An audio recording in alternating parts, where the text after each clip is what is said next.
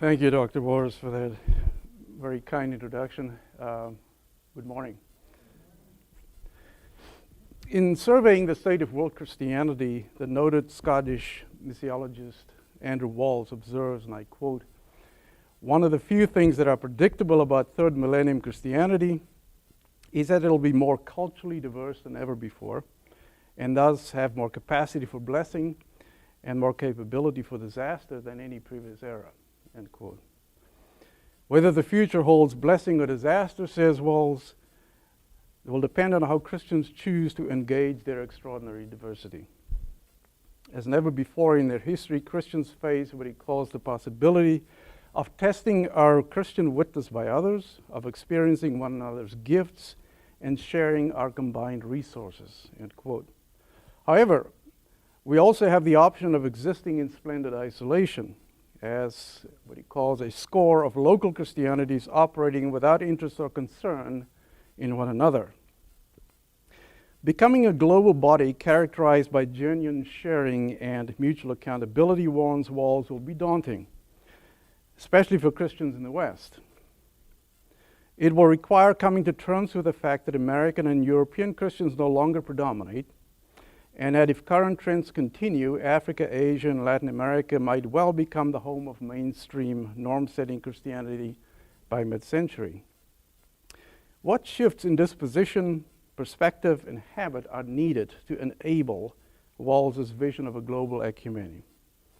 And crucial for our discussion, as critical reflection on Christian experience, what kind of theology is an appropriate vehicle of Christian deliberation in this new reality?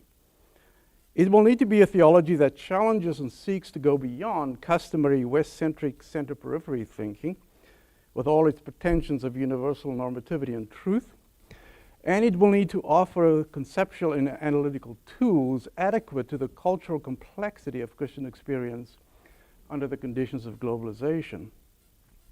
In recent years, a cluster of theological proposals under the appellation intercultural theology has emerged that seeks to fulfill this role.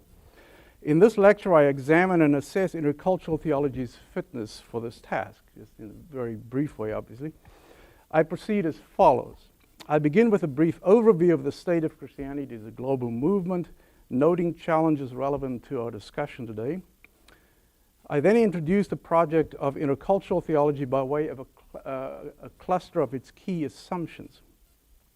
This prepares the way in the final section for a closer look at three theological challenges intercultural theologians consider particularly urgent in doing theology in and as a global church.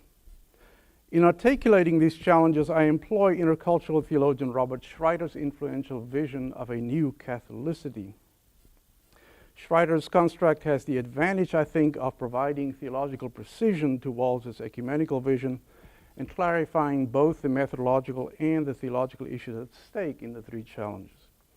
Briefly, these challenges arise in the three elements of the new Catholicity as Schreiter articulates them: wholeness of inclusion, fullness of faith, and intercultural theological exchange and communication, respectively, for our purposes, theology of culture, Christian identity, and normativity and truth. Along the way, I raise questions, quibble a little bit, and suggest some items for future research. So let me start with a brief survey or a brief look at global Christianity, just some key challenges and changes that I see. Christianity has been a globalizing movement from the start, expanding simultaneously into Europe, Asia, and Africa. Indeed, some of the ancient centers of the faith can be found in present-day India, Iraq, and Ethiopia. However, in terms of scale, scope, and size, Christianity became a global movement only in the 20th century. Today, the faith is present on all continents and preached, sung, lived, proclaimed, and pondered in hundreds of languages and cultures by more than 2 billion believers. This growth has been remarkable by any measure. For example, between 1900 and 2000, the Christian presence in Africa increased from 10 million people to over 360 million. Indeed, Africa, Asia, and Latin America constitute the growing edges of the Christian movement, while numbers in Europe and North America continue to stagnate and often decline. In 1900, 2/3 of all Christians lived in Europe. Today it is 1/4, and expected to drop under 20% by 2025. Conversely, African and Asians already make up about 30% of Christianity around the world. And if trends continue, by 2025, half of all Christians on the planet will live in Africa and Latin America. In fact, demographers estimate that by 2050, non-Hispanic whites will make up only about 1/5 of the world's projected 3 billion Christians. As we speak this morning, more than 65% of Christians live outside the West. This demographic transformation has led Andrew Walls to observe, with perhaps a little bit of hyperbole, and I quote, "Christianity began the 20th century as a Western religion, and indeed the Western religion, and ended the century as a non-Western religion, on track to becoming progressively more so." Meanwhile, a steady global movement of people, voluntary and forced, is reconfiguring the face of Christianity in the West as well. Immigrant, migrant, and diaspora Christian communities are springing up in cities from London to New York to Toronto. And given the overtly religious composition of these south-north global flows, many of these folks are Christians. One scholar has begun to speak of mission in reverse in the case of Christianity. In fact, he uses the phrase, "the empire strikes back." Regardless, the significance of migration and population flows for Christianity's future shape and impact is now a major area of research in world Christian studies. Christianity's demographic transformation is also a cultural and religious transformation significantly. The theological implications of this transformation are only slowly dawning, and then in fits and starts. In this regard, observes historian Dale Urban, Western Christians and theologians exhibit what he calls a serious intellectual lag. The fact is, theology adequate for the Christian church anywhere must face and face up to several challenges. I mention only a few pertinent to our discussion of intercultural theology. The first is a fresh reflection on the nature and scope of Christian experience and its place as source and resource for theology. This challenge manifests in at least a couple of ways. In the first place, millions of Christians practice and think their faith in cultural media and forms often at odds with the Western privileging of text and treatise. The visual and the oral, proverb, myth, dance, are frequently the media of choice, not the textual and the written. To be adequate to such diverse, multivalent Christian experience, theology requires a cross-disciplinary array of theoretical tools for theological reflection, as well as an openness to modes of rationality beyond those customary in the Western theological inventory. The challenge of media and form points to a more profound mismatch in experience, however, namely that of kind and content. Theologians in post-colonial Africa, Asia, and Latin America in the 1960s and 70s found themselves faced with cultural, religious, political, and economic struggles for which Western theology offered little help. As Walls observes, these theologians were compelled to confront situations, quote, where Western theology had no answers because it had no questions or any relevant experience, end quote. Such theological dissonance catalyzed the explosion of contextual theologies in the final third of the 20th century. African, Asian, and Latin American theologians of liberation, enculturation, and dialogue sought Christian answers adequate to the experiences of suffering, oppression, and cultural religious pluralism believers confronted in their contexts. The consequence for me of this theological engagement with experience was transformative. Experience, in its contextual complexity and multivalence, became a privileged locus of theology. This turn to contextual experience exposed a theological fault line in world Christianity, which brings us to the second challenge. This fault line marks the difference between the message the missionaries intended to convey and the message as it was actually received by indigenous agents.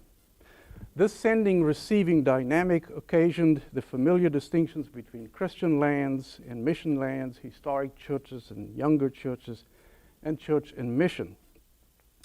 These distinctions are far from innocuous when they are set within what Walter Mignolo calls the modern colonial boundary of West and non-West, first and third world, with its asymmetries of power and resources. As such, church and mission often enough equated to mature and developing, or real and indigenous. This fault line continues today, I think, in customary distinctions between church history and mission history, theology and contextual theology, and the like.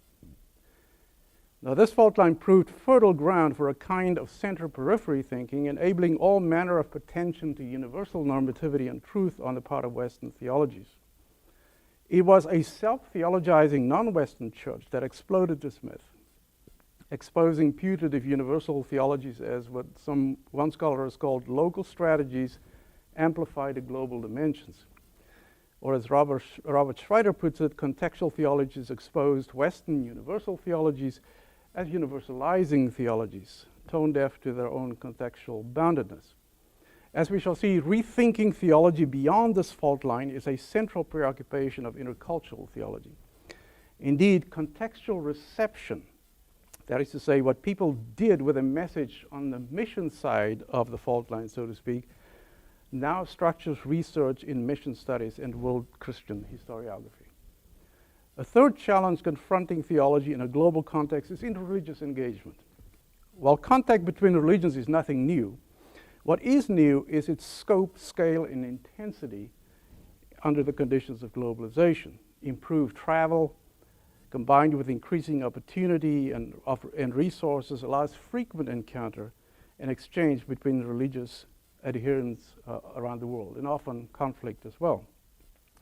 New communication technologies, especially social media, enable constant and instantaneous engagement and exchange, often around burning social and political issues for good or ill.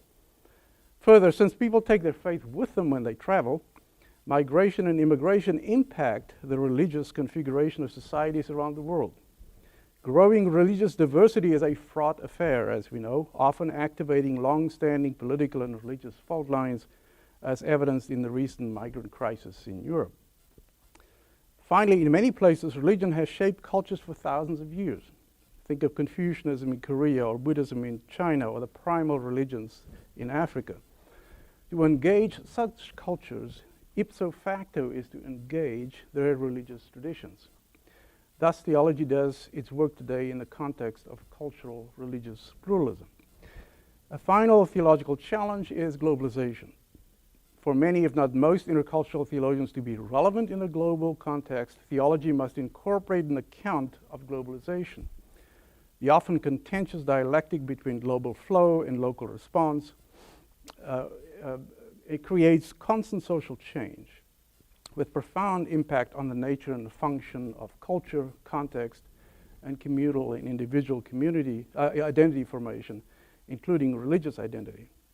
For better or worse, theology today takes place between the global and the local. Now, let me move on to a brief definition of intercultural theology. To get a sense of what motivates and worries intercultural theologians as they contemplate this context, I begin with a brief definition of intercultural theology, followed by what I see as a set of 5 broad assumptions central to the project. I'm collating from a number of sources.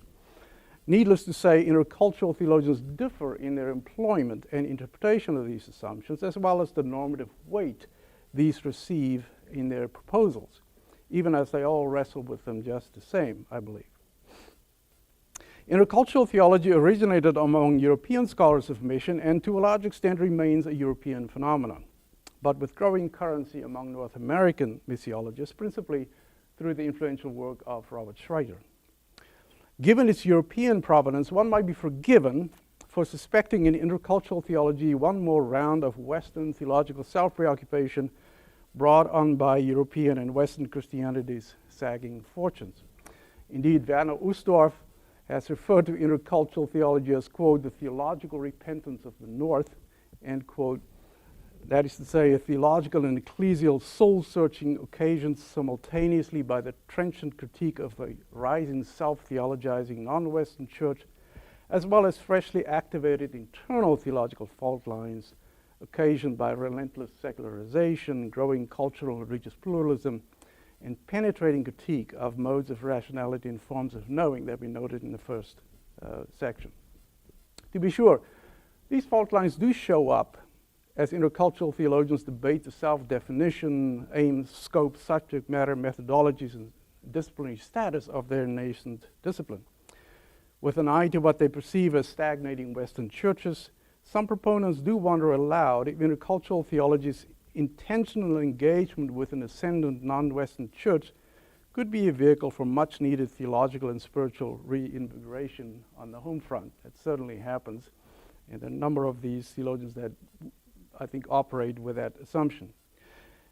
One theologian, whom I will quote in a moment, puts it this way when he talks about the engagement of intercultural theology with Christians around the world.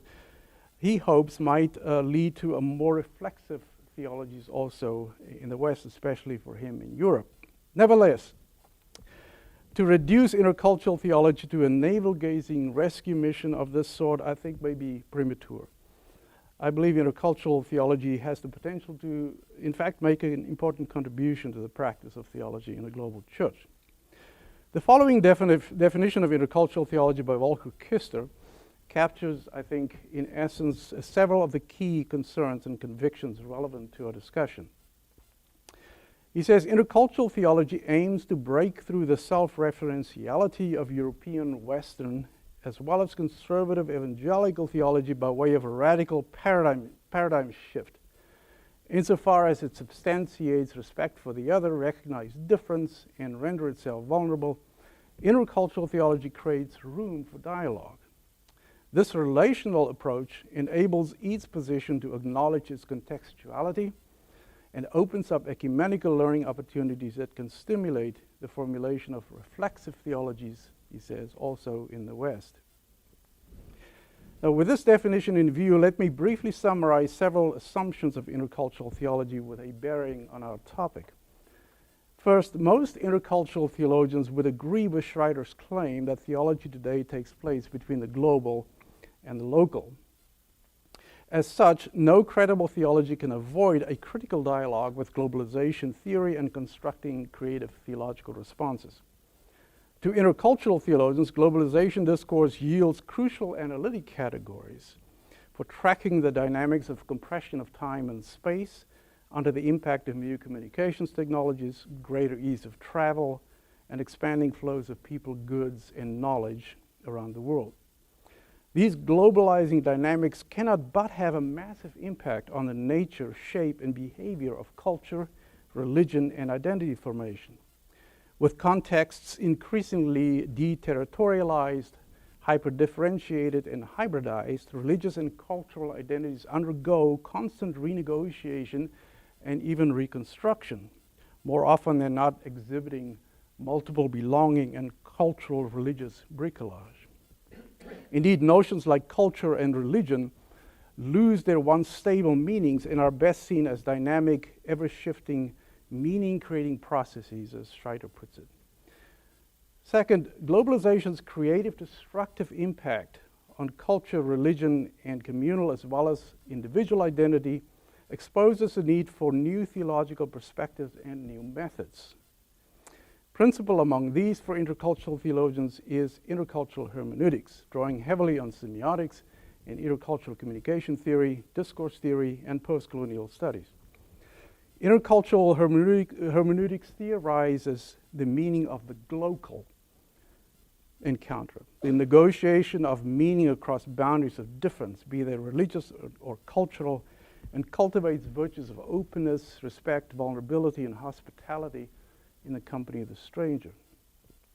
Intercultural hermeneutics thus trains attention on the production of theological meaning and religious cultural identity in that volatile space. Some persons would call it that space in between cultures, that liminal space there, the intercultural contact zone.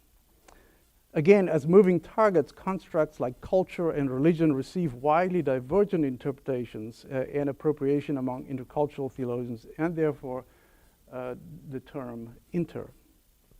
Remaining steady, though, is a deep sensitivity to what one scholar calls the other, the different, the offensive, within both the Christian ecumeny and the larger and religious secular worlds.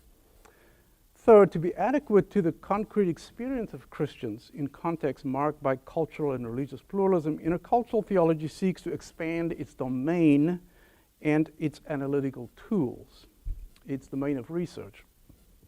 To this end, Volker Kister casts intercultural theology as a pluridiscipline that incorporates and integrates the fields of missiology, ecumenics, and comparative theology, theology of religions. As an integrating discipline, intercultural theology must necessarily operate, therefore, in a self-consciously interdisciplinary fashion, availing itself of a diversity of methods and media, theological and non-theological. This integrative and interdisciplinary posture points to cultural theologians' conviction that only such an approach can attend adequately to the multiple forms in which theology is being done today in various contexts, in addition to its customary academic mode. Therefore, aesthetics, narrativity, and the arts, among other media, receive attention as modes of both implicit and explicit theologizing.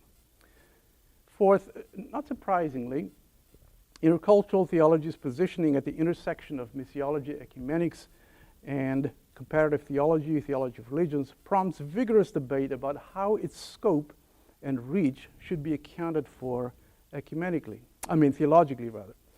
Put differently, at stake is the very definition of the ecumenical. Should a distinction be drawn between the properly Christian ecumeny and the wider ecumeny that includes other religions? Or is this distinction outmoded, irrelevant, even arrogant in a religiously pluralistic world? Here the fault lines Ustorf mentioned earlier become particularly salient. Some scholars like Volker Kister and Henning Brogemann wish to maintain the distinction to safeguard Christianity's missionary impulse and to secure missiology status as an academic discipline in the regime of European higher education. For others like Perry Schmidt-Leukel, intercultural theology becomes what he calls interreligious theology. Fifth, that intercultural theology opts for a posture of dialogue should be obvious in light of the previous points. Dutch theologian Frans Wijzen put the motivation succinctly, and I quote, "Theologies, European theologies as well, are always contextual. Now that most mission churches have become local churches, which produce their own theologies, the need of a dialogue between local theologies is obvious," end quote. Lurking behind this claim is the specter of Western theology's long-standing pretense to universal normativity, occasioning a one-way theological traffic from the West to the rest, as we referred to earlier. Now, several decades on, intercultural theology sees the urgent need to put the plethora of local theologies in conversation with one another, seeking to articulate a new global Christian ecumeny of theological exchange, mutual correction, and enrichment. We are now ready, I think, to turn to three challenges intercultural theologians consider particularly urgent in fashioning a form of theology fit for a global church. As noted, intercultural theologian Robert Schreider's notion of a new Catholicity will structure the discussion here. For Schreider, Catholicity functions as a heuristic, seeking to fashion a critical ecumenical vision attentive to matters of culture, identity, and normativity. Indeed, what makes his use of the ancient mark new is a deliberate theological engagement with globalization theory. Catholicity, he says, quote, may be the theological concept most suited to developing a theological view of theology between the global and the local in the world church, end quote. So I'll use this construct as a way of unpacking these three challenges. So I turn first to the need for fresh theological reflection on culture, guided by the first feature of Schreider's notion of new Catholicity, what he calls wholeness, the first feature. This phrase denotes for Schreider Christianity's presence throughout the world, empirically and perhaps also eschatologically. Properly affirming this universality today, says Schreider, demands crucial theological claims about culture and cultures. Indeed, it calls for nothing short of a new theology of culture. The first claim of such new theology of culture would hold that all cultures, however diverse and different, are finally commensurable. That is, they are all, without exception, inherently fit vehicles for God's Word and able to share the fruit of that encounter across cultures. In this light, long-standing Western pretensions to theological normativity amount to what he calls a theological flaw, casting doubt on the ability of the culture to receive the gospel of Christ, end quote. In this insistence on the theological equality of cultures, Schreiter sounds a fundamental assumption across the intercultural theology spectrum. Indeed, intercultural theologians are deeply suspicious of invoking universal conceptual models in their work. So, for example, Volker Kister adamantly disavows that intercultural theology amounts to what he calls a new meta-theology, and for Henning Rogemann, encompassing methodological vantage points are inevitably reductionistic and hegemonic. Indeed, to counter such long-standing, what they call essentialist habits, and thus to ensure a fulsome and truthful engagement with cultural and religious diversity that characterizes Christianity today, Rogemann makes two further methodological moves. First, he opts for a model of intercultural theology in which inter is decidedly a relational category, which allows for the meaning, use, and truth of a particular intercultural encounter to be determined in relation to the object engaged, whether that be another culture, another religion, perhaps another Christian theology. Second, he distinguishes sharply between a descriptive function, primarily in his case cultural semiotic and discourse theoretical, as a first step, and a normative function, principally theology of mission, as a second step. This distinction, I think, is a methodological way of enacting a theological conviction, namely hospitality, in which the cultural and religious stranger is acknowledged and respected on his or her own terms, descriptive, and precisely because of that posture, distinctively Christian identity can subconsciously be affirmed, which is the normative move. Kister similarly chooses to proceed ad hoc, with the intercultural dialogue structured by what he calls generative themes are salient in a context. He uses Paulo Freire's idea of generative. Dialogue, whether between Christians or between Christians or between Christians and other believers, always asks the question, who dialogues with whom and about what? It's always sort of an ad hoc conversation. While understandable, Kister's and Rogemann's worry about theoretical essentialism raises questions about the status of their own intercultural proposals. If not new meta-theologies, then just how should their claims be taken epistemologically, if not normatively? Do these theologies not ipso facto assert their approaches, or at the very least, the approach of intercultural theology as the most relatively adequate for a global church? This epistemological ambivalence, I don't think, is inconsequential. Werner Ustorf has shown how intercultural theologians slip into universal normative claims without acknowledgement. He observes, and I quote, "Paradoxically, intercultural theology challenged hegemonic thinking, but at the same time, it universalized the critique of it," end quote. Furthermore, as philosophical theologian Robert Cummings Neville has argued, drawing on the work of Charles Sanders Peirce, among others, systematic theorizing, including metaphysics, can escape the charge of hegemony when constructed as hypotheses, intentionally and inherently vulnerable to correction. Schreiter sounds a second crucial caution in his account of the church's wholeness, namely the need to acknowledge the fragmented experience of culture that is the reality of increasing numbers of people today. Not the romance of cultural wholes, but cultural conflict, ambiguity, asymmetries of power, and a constant sense of risk are the order of the day in cultures buffeted by globalization's differential forces. For Schreiter, the integrity of the church's wholeness demands that intercultural theology account for the actual experience of the faithful in these radically diverse contexts in which they find themselves, and to provide resources for articulating faith in those contexts. In an important recent essay assessing the conditions of possibility of intercultural theology, Schreiter faults much intercultural theology for failing in this task. While neither Kister nor Vroegeman fails in this account, I believe, Schreiter's point is nevertheless well taken. He blames this lacuna on intercultural theologians' inadvertent but real tethering to what he calls integrated notions of culture, rooted in European romanticism's conflation of culture, people, and soil. Intercultural theology, he says, needs a critical understanding of culture, what he describes as culture as a meaning-creating process.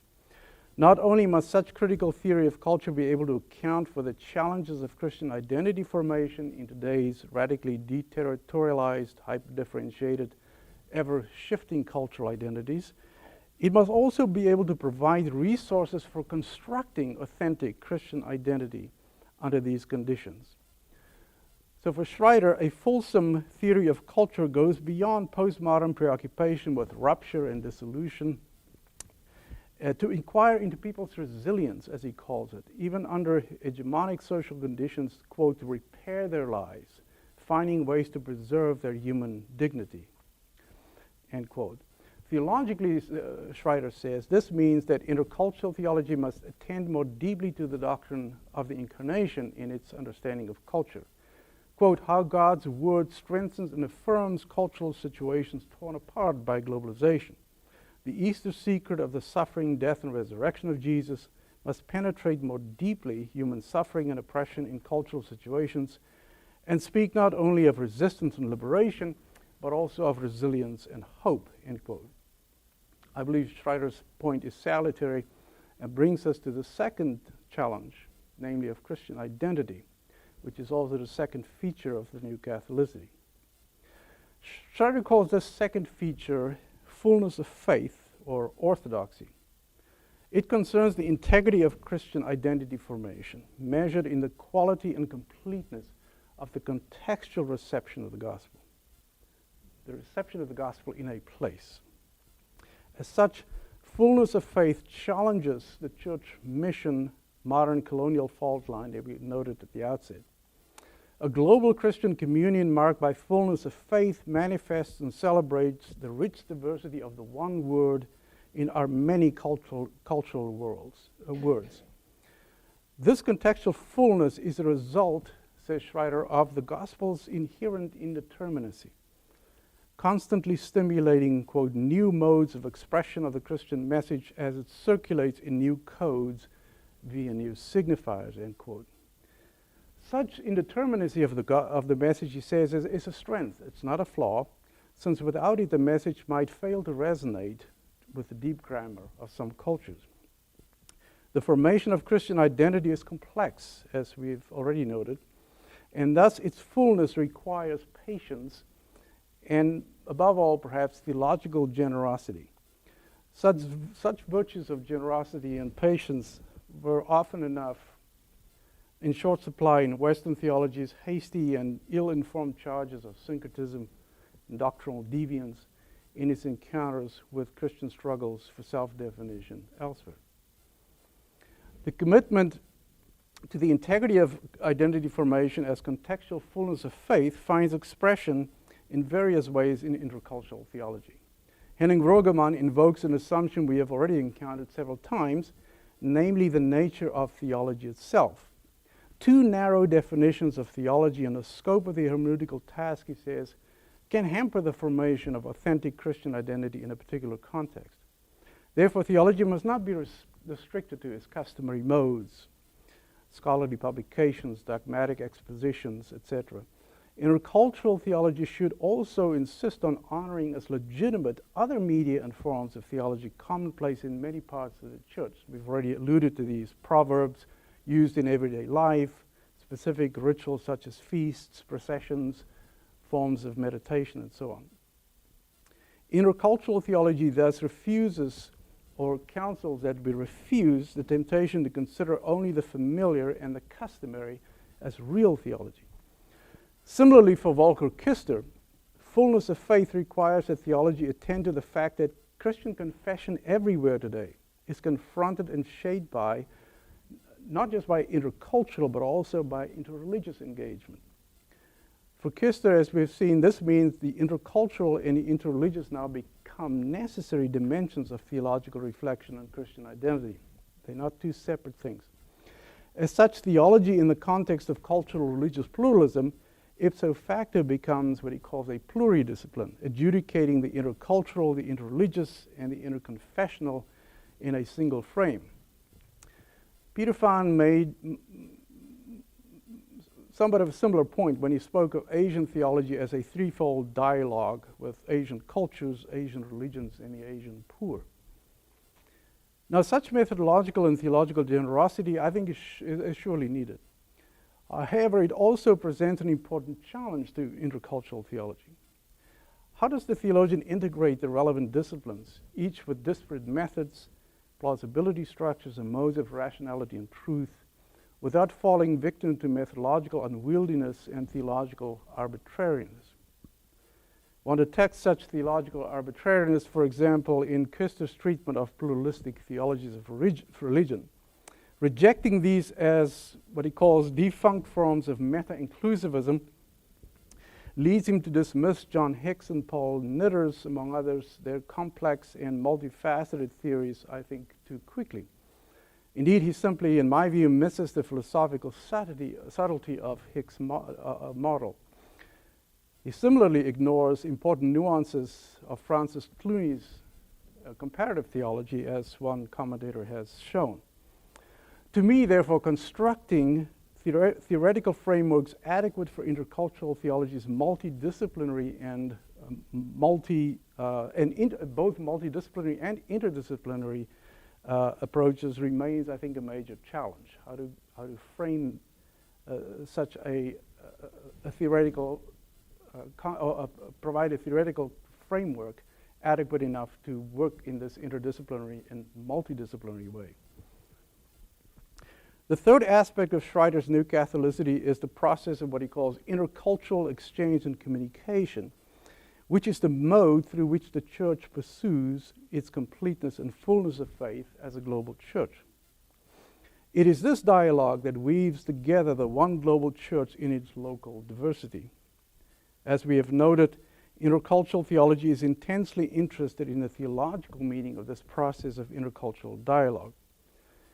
How is Christian identity created, sustained, and transformed in this intercultural encounter? What are the conditions for authentic exchange of meaning? How is such intercultural meaning making distorted, sublimated, even blocked? Intercultural theology, therefore, says Pieterse seeks a theological account of this intercultural encounter, seeks an account of this, the dynamics of this interstitial space between cultures. To that end, we notice that they employ an interdisciplinary array of methods and analytical tools. Pieterse himself has suggested a threefold heuristic for structuring and evaluating this intercultural process of Christian meaning-making, this dialogue, namely a search for commonalities, differences, and opportunities for ecumenical learning. To understand my neighbor, I must respect her in her difference. To this end, Pieterse and others, notably Theo Sundermeier of an earlier years, have developed very sophisticated models of hermeneutics of the stranger. But understanding also involves a search for commonalities as we seek points of contact between our different perspectives. At some point in the process, however, our perspectives challenge each other, perhaps even come into conflict, put each other into question. Here, says Pieterse, we arrive at that often fragile possibility of genuine dialogue in which dissonance and conflict open onto fruitful mutual exchange.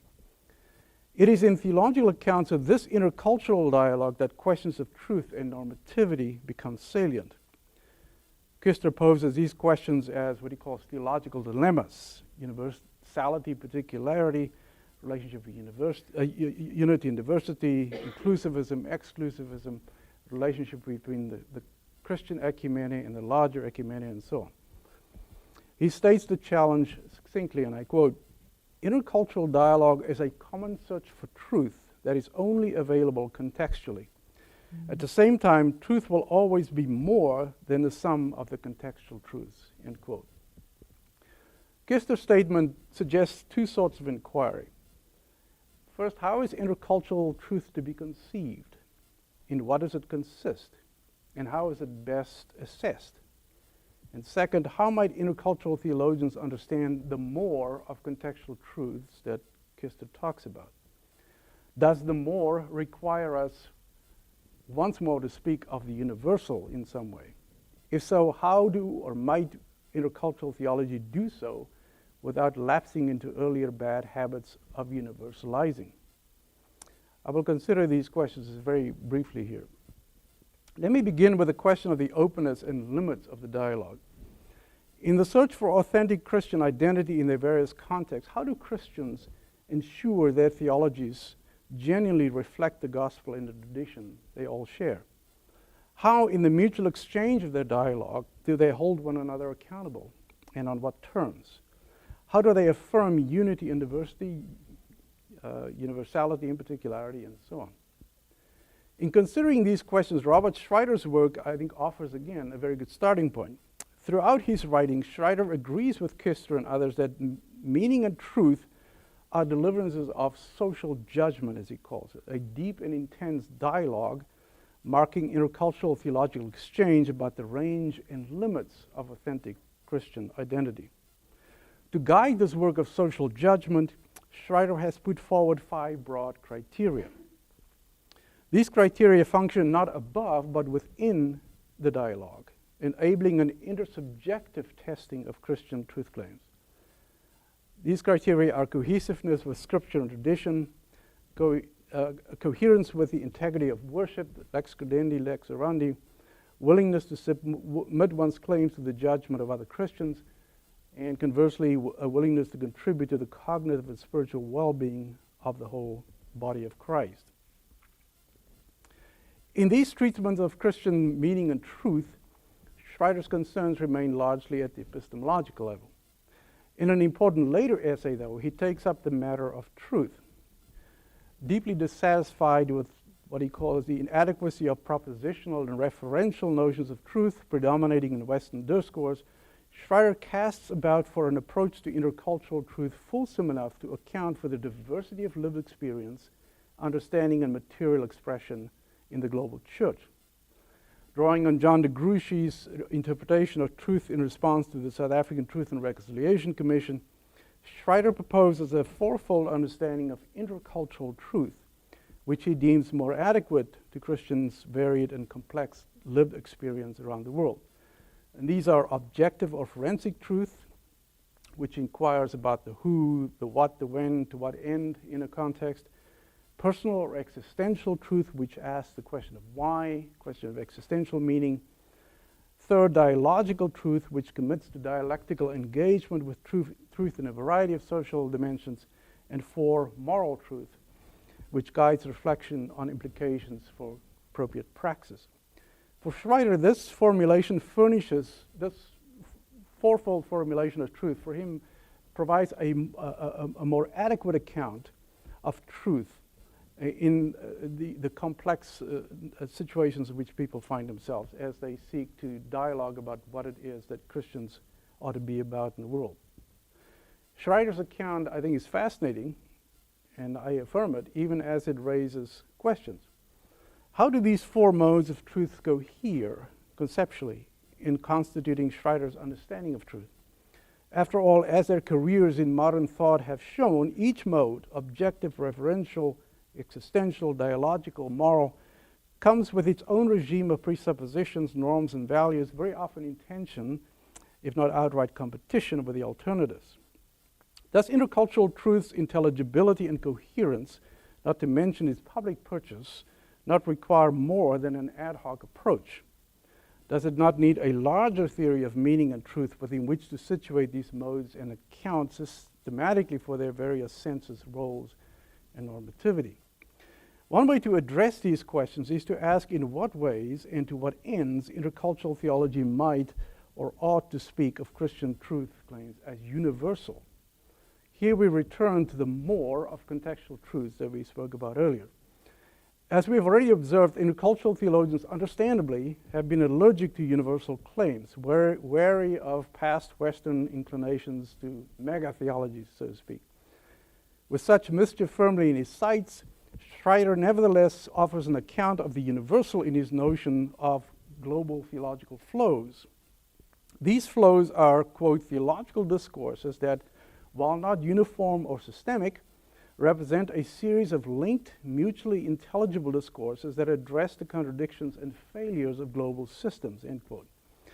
While each is grounded in its own context, these discourses nevertheless, he says, and I quote, enjoy a mutual intelligibility within their discourses and to a great extent among them, end quote.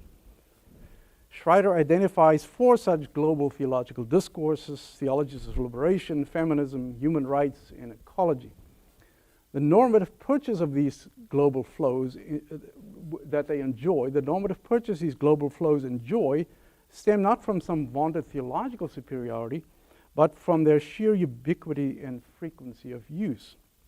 As such, they enable what Schreiter calls a non-dominative means of articulating the universal. While Schreiter's proposal offers intriguing possibilities, questions remain. Pieterse, for example, wonders why theologies of enculturation and dialogue, given their growing ubiquity and use, do not show up in Schreiter's list. Pieterse's query, I think, prompts an important question. On what basis and by whose criteria, or by what criteria, is a particular theological constellation adjudged fit for universal status? Is sheer use enough? Schreiter offers no real guidance here. Further, to this point, Schreiter has styled universal theologies as anti-systemic discourses, theologies of protest designed to confront and expose the many ways in which global systems have failed to deliver on their promises of progress, equality, and inclusion. One wonders if theologies that are intentionally aimed at societal reconstruction and repair might not merit inclusion as well. One thinks here of a growing body of theologies of reconstruction, such as Charles Villa-Vicencio's for post-apartheid South Africa. And given the salience of interreligious encounter, theologies of dialogue honed within the religious diversity of Asian and African societies offer rich resources for constructing authentic Christian identity in a context of cultural religious pluralism that is now global. Such queries, I think, show how quickly the fruitful notion of global theological flows can become unwieldy. We need further reflection on the criteria for the universal, including the nature and limits of mutual intelligibility in determining the discourses that comprise it. Let me end with a more general observation. My queries in this final section around methodology, normativity, and truth point to a key preoccupation of many, if not most, intercultural theologies, namely the integrity of Christian identity formation in its contextual diversity. This concern with contextual identity is crucial, given Western theology's frequent universalizing tendencies, as we saw. However, absent a larger analytic framework, such legitimate preoccupation with identity can be unnecessarily restrictive, I believe. Identity theologies are focused inward, concerned to establish boundaries of self and other in a place. As such, they must be especially cognizant of protectionist strategies. We see this tendency, I think, in Pieterse's project, in his so-called pluridiscipline, where the ultimate purpose of encounter with difference in the interreligious dimension turns out to serve the purpose of deepening sensitivity to difference and otherness within the Christian intercultural, interconfessional dimensions. So interreligious really serves the intercultural, interconfessional. Such reductionism, I think, inevitably blunts the radical challenge of religious pluralism. For his part, Vrogemann's predilection for religious formation as identity groups, he calls them Wehrgruppen, similarly encourages a centripetal and thus insulating tendency. Furthermore, intercultural theologians' wariness of what they call meta-theologies is understandable, perhaps a consequence of Western theology's desire for repentance, as Ustorf maintains. However, I believe meta-theology, to use that term, is finally unavoidable. The fact is, interdisciplinary adjudication of religious truth ultimately requires a metaphysical account. And systematic theory, including metaphysical theory, need not be reductionistic or hegemonic. In this respect, intercultural theologians might find in Robert Neville, again, his theology of symbolic engagement framed in an experimental metaphysics, a valuable resource. Whether intercultural theology can be a resource in realizing Andrew Walls' grand ecumenical vision noted at the outset of the paper remains to be seen. At the very least, it can challenge long-standing Western theological habits and fault lines that inhibit this vision. To the extent that it succeeds, intercultural theology can help clear the way for a theological imagination worthy of a Christian multitude now taken, quote, from every nation, from all tribes and peoples and languages. Thank you.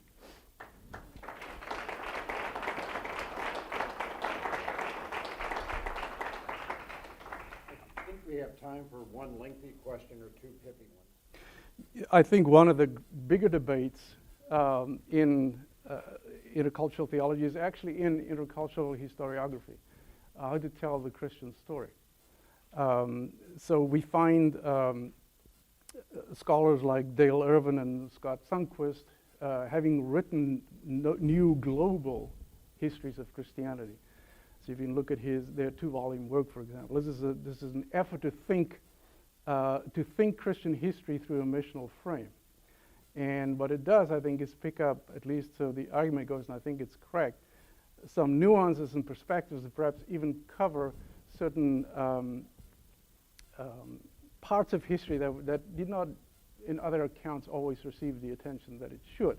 And so I find it's a raging debate and a very fascinating one. In fact, to me, if you want to get a real insight into how intercultural theology works and what its struggles are, read the debate in the church history, how it should be rethought, according to some of these scholars. So that's a really powerful way, yeah. No, I think there is. I mean, one of the queries I had in the paper is that I think people are asking properly, what are the criteria and the terms by which something or a particular discourse can become a global flow? Is it just the fact that is it just the fact that it's being used by everybody and its popularity, ubiquity of use? That keeps, I think that avoids the normative question. In other words, what ought to be the discourses that are part of the global theological flows? It's not just which ones are. So it gets to your question, President, where you say, what are those discourses that ought to be elevated? And maybe some of them are not and should be.